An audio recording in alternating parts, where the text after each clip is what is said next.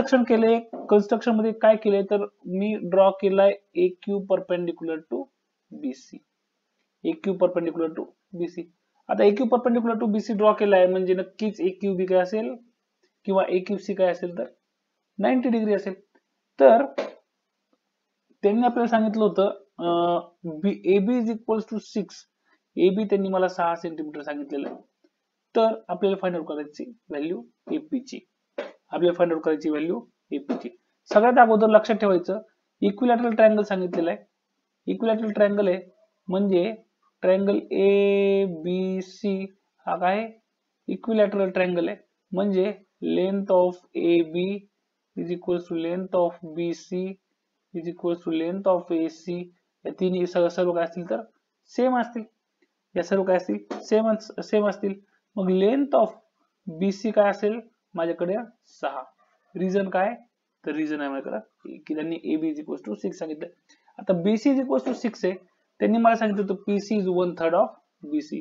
So length of PC is equals to 1/3 of length of BC is equals to 1/3 of. तर length of BC किती माझ्याकडे 6, ठीक आहे, हा 6 म्हणजे हा किती होईल 2 centimetre. So PC is equals to 2 centimetre. आता हा पॉइंट झाला माझ्याकडे PC is equals to 2 centimetre, PC is equals to 2 centimetre झालं.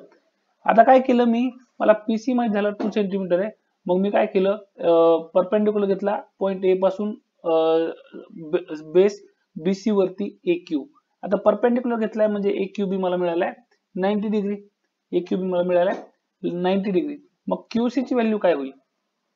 आता राईट अँगल इक्विलॅटरल ट्रायंगल मध्ये जर आपण परपेंडिक्युलर काढला तर तो परपेंडिक्युलर अल्टिट्यूड ही असतो आणि मेडियन ही असतो. आता मेडियन असतो म्हणजे काय होतं तर पॉइंट क्यू पासून बी सी ही सेगमेंट 2 इक्वल पार्ट्स मध्ये डिवाइड होते.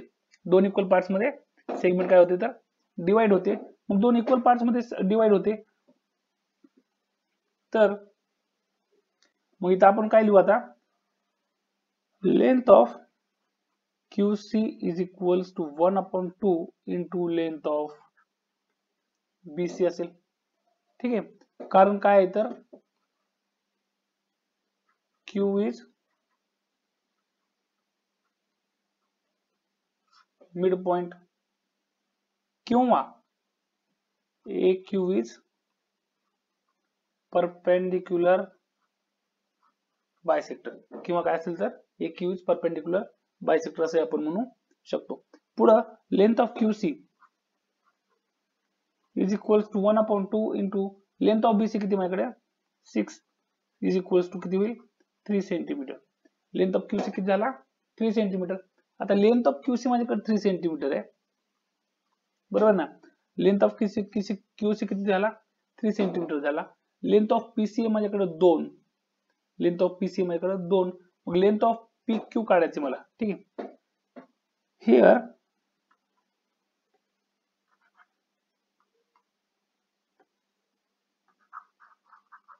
आता जर आपण डायग्राम मध्ये पाहिलं तर सी पी क्यू ही अरेंजमेंट आपल्याला दिसते, ठीक आहे. पॉइंट पी जो आहे तो सी आणि क्यू च्या मध्ये लायचे. So length of CP plus length of PQ is equals to length of CQ होईल. आता लेंथ ऑफ QC किंवा CQ किती आहे माझ्याकडे 3 सेंटीमीटर आहे. लेंथ ऑफ PQ मला माहित नाही प्लस लेंथ ऑफ CP किंवा PC हा माझ्याकडे आता झाला होता 2. मग ह्याची व्हॅल्यू मला माहित नाही, ती value as it is put up करू. So length of PQ is equals to 1. So length of PQ कसा मेजर होणार PQ इज इक्वल्स टू 3 हा प्लस आहे हा इथे होणार मायनस हा येणार 1 सेंटीमीटर, ठीक आहे. लेंथ ऑफ PQ झाला 1 सेंटीमीटर. पुढची स्टेप, आता पुढची स्टेप मला AQ माहिती आहे का नाही, AQ भी मला माहित नाही. तर इन ट्रायंगल AQC आपण पहिले लेंथ ऑफ AQ माहित करून घेऊ. In triangle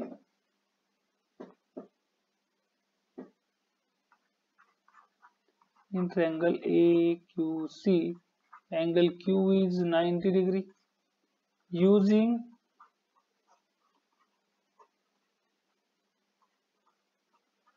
Pythagoras theorem. Pythagoras थेरमचा जर मी यूज केला तर काय होईल, AC square is equals to AQ square plus QC square.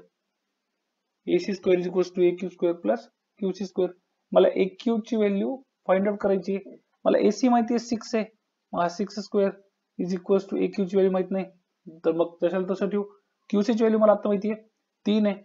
ठीक आहे, QC ची व्हॅल्यू 3 आहे. नीट लक्ष दिलं आपण तर QC काय आहे, तर हा हाफ असेल BC च्या. ठीक आहे, मग हा होईल आता इथं 36 is equals to AQ square plus हा होईल 9. मग AQ square is equals to 36 minus 9 is equals to 27.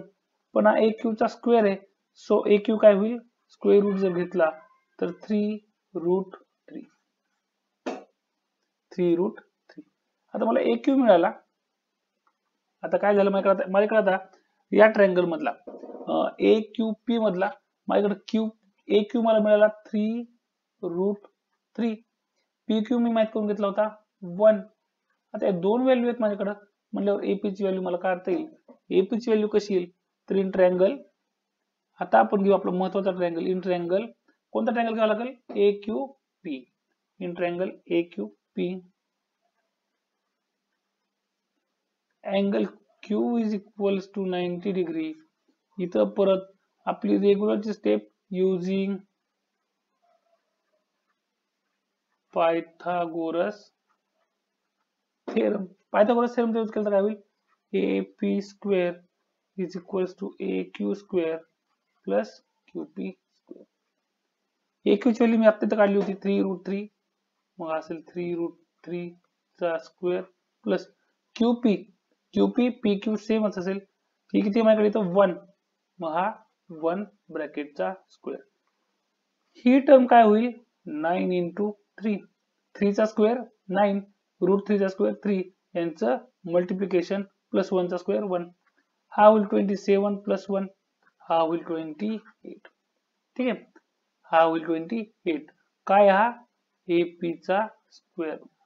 AP square is equal to 28 आहे, म्हणजे AP is equal to square root घेताना, स्क्वेअर रूट घेण्याच्या अगोदर काय करायचं, 28 ला अशा दोन पार्ट मध्ये डिवाइड करायचं. ठीक आहे, असे दोन फॅक्टर घ्यायचे की त्यातला एक फॅक्टर हा परफेक्ट स्क्वेअर पाहिजे, कारण 28 हा कोणत्याच संख्येचा परफेक्ट 28 हा परफेक्ट स्क्वेअर नंबर नाही. तर मग काय केलं मी, 4 इंटू 7. मग AP आता इथं स्क्वेअर रूट घ्यायचं. 4 चं स्क्वेअर रूट सिम्पली मला माहिती आहे 2, पण स्क्वेअर रूट 7 ची व्हॅल्यू